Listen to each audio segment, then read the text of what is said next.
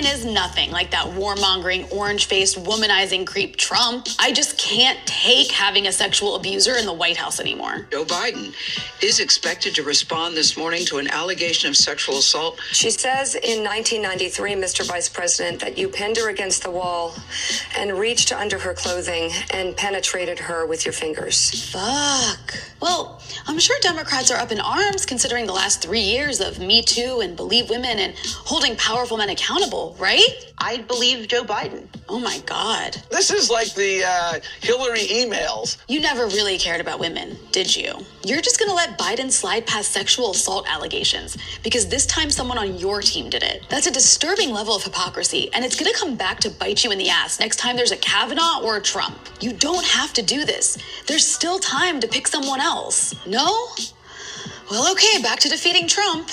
At least Joe Biden doesn't promote racism like Trump. I spent last summer going through the black sections of my town, holding rallies in parks, trying to get black men to understand it's not unmanly to wear a condom. It doesn't matter whether or not they were deprived as a youth. We have predators on our streets. That I voted for the 94 crime bill. You ashamed of that bill? Not at all. In fact, I drafted the bill, as you remember. At least Biden isn't a warmonger? As long as Saddam's at the helm, there is no reasonable prospect. But the cost of not acting against Saddam, I think, would have been much greater. I actually like Dick Cheney for real. I get on with him. I think he's a decent man. Okay, but who wasn't for the Iraq War? But surely a Biden administration wouldn't be like Trump and letting a bunch of pro-Israel zealots dictate Middle East policy. Were there not an Israel, the United States of America would have to invent an Israel to protect her interest. Okay, but they're all war hawks, right? Who doesn't bend over backwards for Israel? We are going to have to treat the Palestinian people with respect and dignity. I miss him.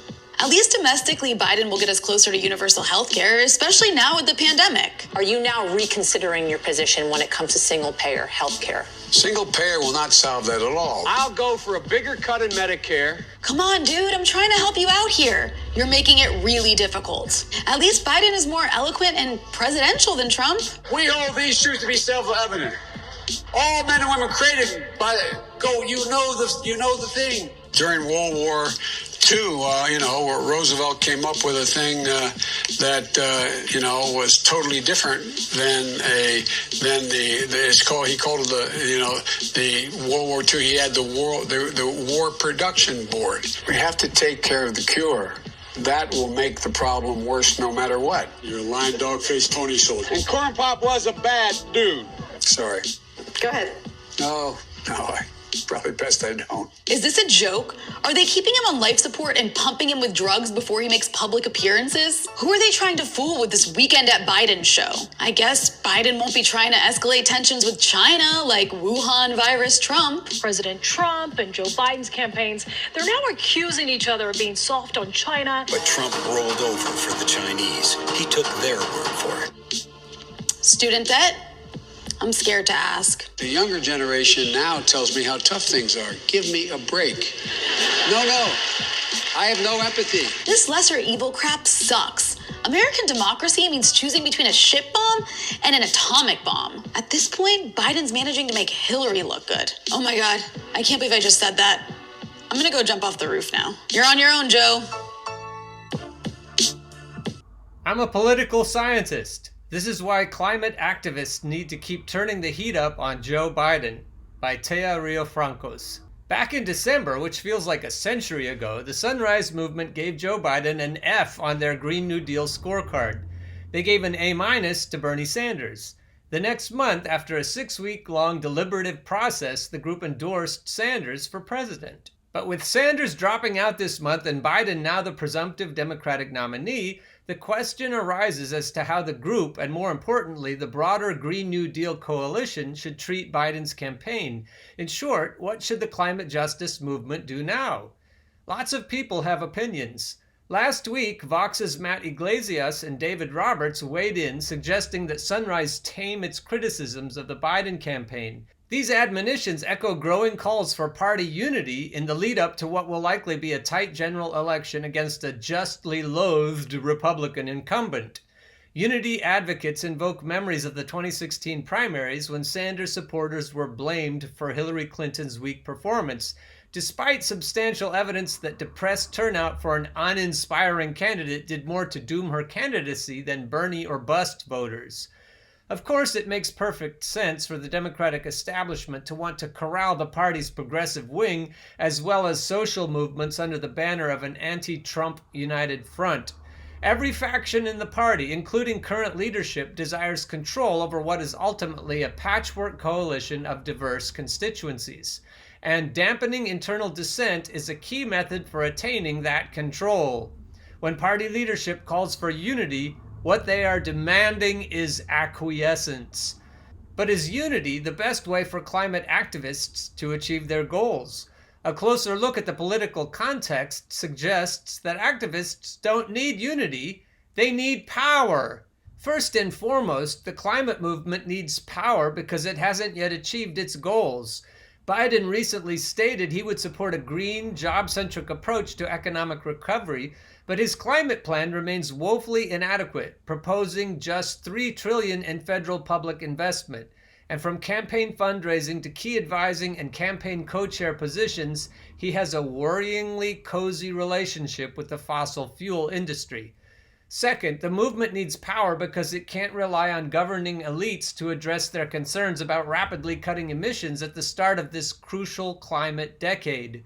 The Republican Party has attacked any green investments whatsoever as an elitist distraction from workers' immediate pain, even as they ensure that recovery dollars go to the wealthiest people and the largest corporations. Ever since their failed attempt to link airline bailout funds to emission reduction goals, Democratic leadership has failed to make climate-related demands in the unfolding battle over the shape of the federal stimulus. Third, the current moment offers a crucial window for movement influence. The Biden campaign is clearly concerned about persuading Bernie supporters, who skew younger, to vote for him. He has specifically flagged climate change as one of this constituency's top priorities and created a climate-themed working group in coordination with Sanders. This window for activists like the Sunrise Movement to get Biden to ramp up his climate ambitions, however, will only narrow as the general election approaches. When Biden pivots in earnest to facing off against Trump, he will be pulled to the center in the predictable attempt to woo swing voters instead of firing up the progressive base. And fourth, the unfolding battles over the federal stimulus, battles which would continue under a potential Biden administration, have become a key arena to push for the job-centric green economic recovery that young people favor. If Biden wins the White House, he'll have a hand in any further stimulus efforts. In other words, climate justice activists have the motive and the opportunity to put pressure on the Biden campaign now more than ever, and they have the means. Disruptive tactics that hold politicians accountable. In general, when groups with less institutional power want to make their voices heard, they must rely on the tactic of disruption, since they don't have access to the same levers as party elites. The young people who form the base of the Sunrise Movement are more likely to be Democrats, but they are also less likely to vote. It isn't that young people are apathetic, but a variety of factors that disproportionately keep them from the polls. This group holds little traditional power, with few elected representatives advocating for their interests. Yet at the same time, they have a generational interest in averting catastrophic climate change and assuring themselves a dignified economic future. If groups such as the Sunrise Movement want to influence politics, they have to think creatively about how they can exert leverage from a position of weakness and, whenever possible, replace incumbents with politicians more accountable to social movements. In keeping with their outsider position, the Sunrise Movement, as well as other youth-led movements such as Zero Hour and the Dream Defenders, use a wide range of tactics to empower their constituencies, from public rallies to social media campaigns, from phone banking members of Congress to internal political education and organizing trainings.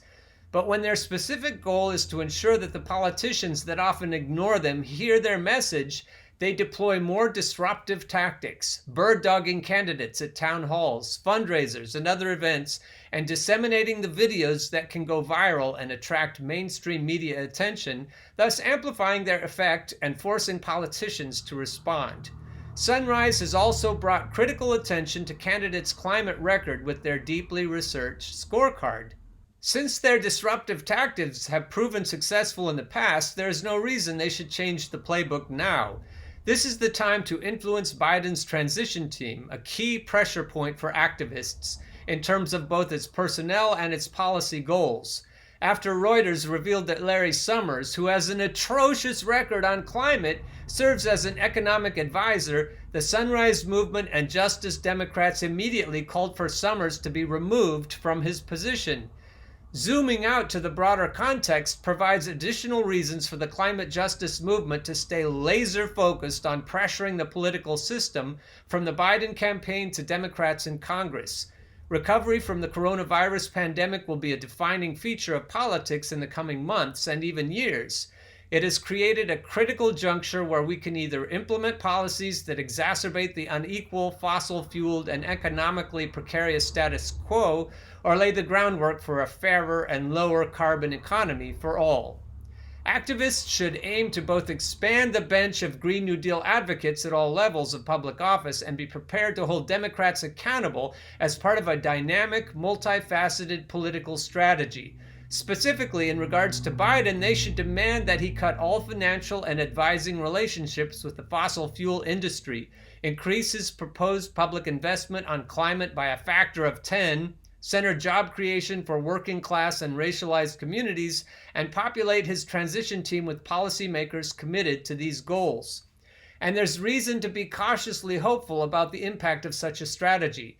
The fossil fuel sector is in freefall, with demand and prices plummeting. That means a key opponent to climate action is in a weaker position economically and politically. In addition, the public is deeply concerned about their economic security now and in the future, which would likely increase political support for job-centric public investment. And there are ideas lying around, such as the green stimulus approach that I and 10 other policy experts co-authored. In other words, the moment is ripe for a Green New Deal. It would behoove activists to keep the pressure on. Thea Riofrancos is an assistant professor of political science at Providence College and co-author of A Planet to Win: Why We Need a Green New Deal. She serves on the steering committee of DSA's Eco-Socialist Working Group. My first reaction to this article is that we need to put pressure on Biden to drop out because he's not going to do any of the things that Thea recommends. But I'm sharing this article with you because the idea of pressure is right on the money. We need everybody, but particularly youthful activists, to jump on this pressure bandwagon. No matter who's leading this charge, and even if we have no visible leaders, pressure is the way we're going to win this battle. The other key ingredient that is not mentioned in this article is the idea of a general strike, a series of crippling general strikes that will also apply pressure here. If our current leaders are failing us, because our current leaders are failing us, we need to figure out how to ramp up the pressure on them. We need a Green New Deal. We need monthly stimulus checks for workers until we get through this pandemic mess. We need single-payer Medicare for all. We need to end mass incarceration. And we need to end U.S. imperialism. We know what we need. We know what the demands are. Mostly, we need to figure out how to do what Thea is recommending here and keep the pressure on our leadership. Victor Tiffany is the OG of the Bernie or Bust movement and founder of Revolt Against Plutocracy. He tells Professor Riofrancos that she has a good take on the Bernie or Bust movement, and then shares the Bernie or Bust organizers' point of view of Biden's climate approach. Given the support, legal bribery he gets from the fossil fuel sector and choice of Larry Summers, it's clear that Joe will be Joe. No words, no promises, no policy platform planks. Not even a contract with voters will change that. They are all unenforceable. Liberals and the McResistance movement will go back to sleep, although Biden's not much better in many areas of concern, including climate collapse. Sunrise Movement was right, in my opinion. In order to provide party unity and continue using what or bust leverage remains, we have offered an electoral cessation of promised attacks on Biden from the left using our PAC, social media networks, and 53,000 mailing lists to support a Biden-Sanders ticket, but not a Biden/fill-in-the-blank ticket.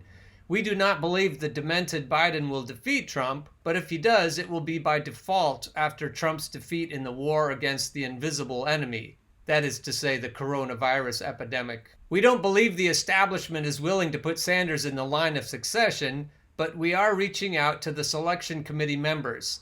There are revolutionaries who won't embrace that compromise. I won't embrace it, but we are convinced it's Biden's best shot at party unity. The best thing anyone who wants Trump defeated can do is to demand Biden's replacement. His dementia is a liability that the Democrats cannot risk losing behind. We think uniting behind Biden is insane, a repeat of 2016 with cognitive decline thrown in for good measure. The latter is an unnecessary and unforced error we understand is based on Biden's personal relationship with Obama and bankers. It's payback for Biden's 8 years of loyal support that keeps the blue team solidly neoliberal. Biden has no redeeming qualities, so we will most likely promote the candidacy of a third-party candidate. As you probably know, people informed by MSDNC haven't heard mention of Biden's cognitive decline since last year after the first debate. Andrea Mitchell was talking with Chris Matthews, and one of them noted that Biden had lost a step. This collusion of silence between that channel, CNN, and the DNC is going to get Trump reelected. Biden has lost a lot of steps, and the Trump campaign will make sure every voter knows about that, followed with the question, who should you trust with the nuclear briefcase? The answer should be the Democrat, but not in this case. Biden could still win, but Trump needs to continue getting crushed by the invisible enemy killing 2,000 Americans a day. In Revolt, Victor Tiffany, co-author, Bernie or Bust, Pioneers of Electoral Revolt. That's a good book, by the way. You should read it. What Victor says about Biden's relationship with Obama and the bankers is true, but even Obama didn't want Biden. The only reason we have Biden is because he's the only one who stuck when they threw all the spaghetti against the wall. He was the only one who had any chance of defeating Bernie Sanders. It's frustrating because there's no way in hell they're going to replace Biden with anybody like Bernie Sanders, because Bernie Sanders is an existential threat. Nina Turner probably also would be an existential threat to the bankers' way of life. Nobody in this movement wants Donald Trump to be president, but that's the only thing we can do at this point is guarantee you'll get Donald Trump as president. I've alluded to this before, but we need to say it out loud. The only way we're going to replace Obama world, the Clinton machine, the CIA, and the deep state is massive, crippling labor strikes and a plethora of demonstrations. It's going to take a true revolution to get us out of the mess we're in.